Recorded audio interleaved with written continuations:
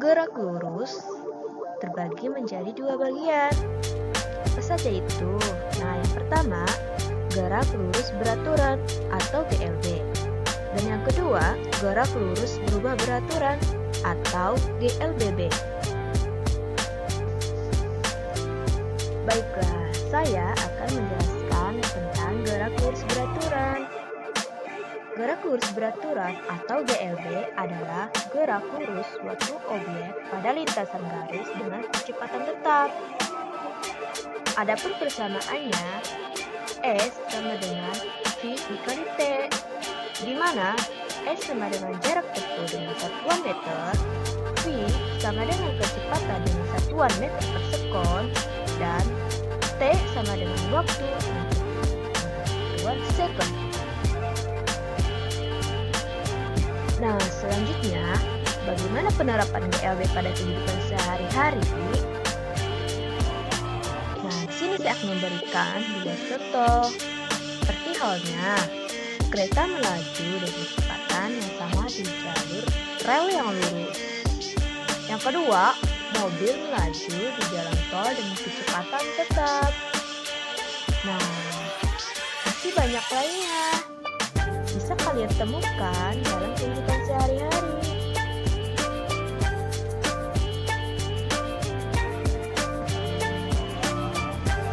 Nah, baik. Selanjutnya, saya akan menjelaskan tentang gerak lurus berubah beraturan atau GLBB. Nah, sebelumnya, apakah itu GLBB? Gerak lurus berubah beraturan adalah gerak suatu benda pada lintasan yang lurus dengan memiliki kecepatan tetap dan konstan. Nah, di sini GLBB mempunyai tiga rumus. Yang pertama, Vt sama dengan V0 ditambah A kali T. Rumus yang kedua, S sama dengan V0 dikali T ditambah 1/2 dikali A dikali T pangkat 2. Rumus yang ketiga, Vt pangkat 2 sama dengan V0 pangkat 2 ditambah 2 dikali A dikali S.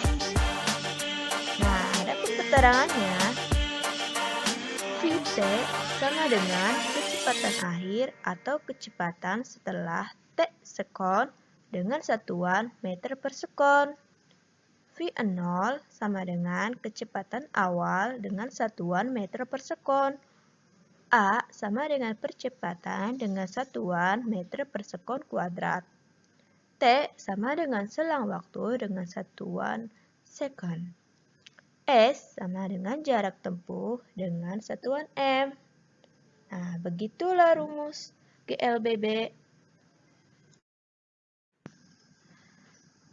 Nah, selanjutnya GLBB juga memiliki peranan atau penerapan dalam kehidupan sehari-hari.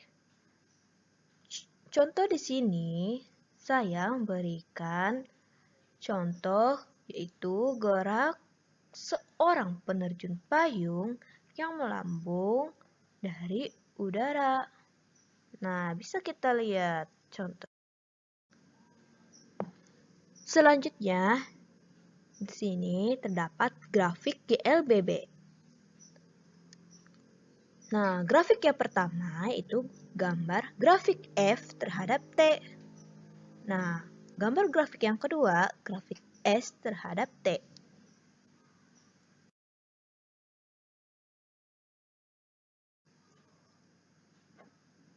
Nah, baik. Selanjutnya, saya akan memberikan contoh soal GLB. Mari kita simak. Seorang pengendara sepeda bersepeda selama 2,5 jam sepanjang lintasan lurus. Berapa jarak yang ditempuh jika diketahui kecepatannya sebesar 18 km per jam?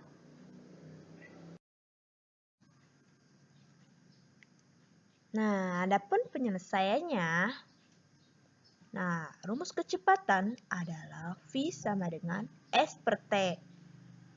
Nah, maka dapat kita dituliskan kembali menjadi S sama dengan V dikali T. Nah, sebelumnya di dalam soal tadi sudah diketahui S-nya sama dengan 18 km per jam dikali 2,5 jam. Nah, tinggal dikali tuh, hasilnya sama dengan 45 km. Jadi, pengendara sepeda tersebut telah menempuh jarak sejauh 45 km.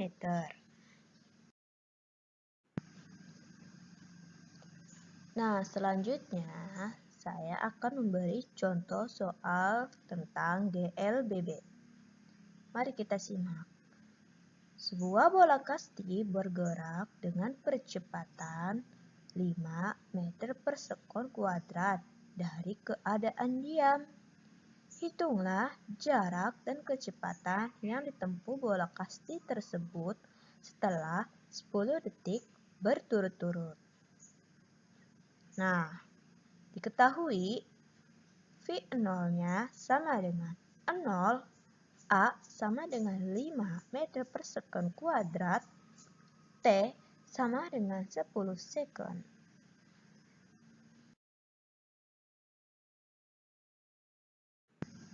Nah, baik.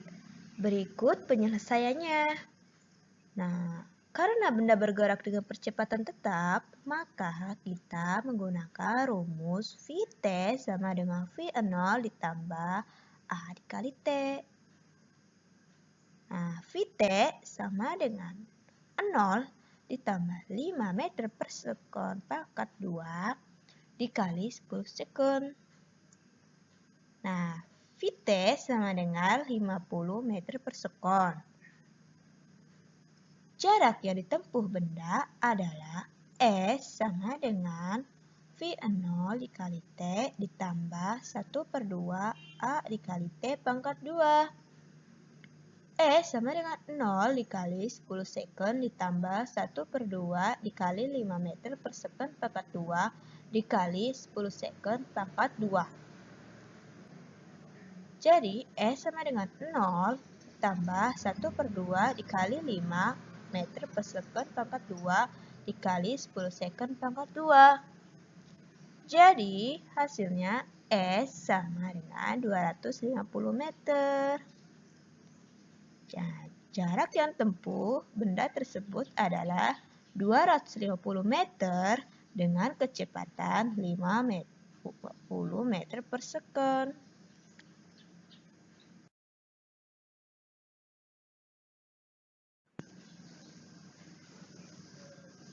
Ya, mungkin cukup sekian pembahasan tentang gerak lurus.